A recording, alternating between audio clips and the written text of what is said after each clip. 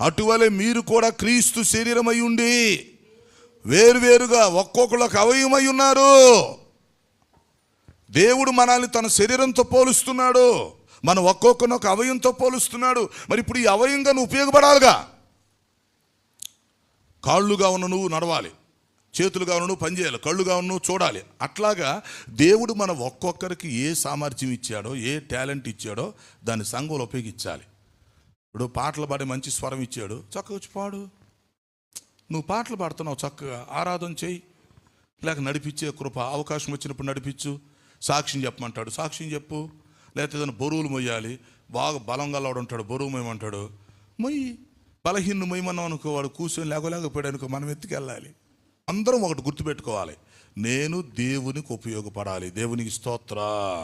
నేను సంఘానికి ఉపయోగపడాలి, నేను సేవకుడికి ఉపయోగపడాలి.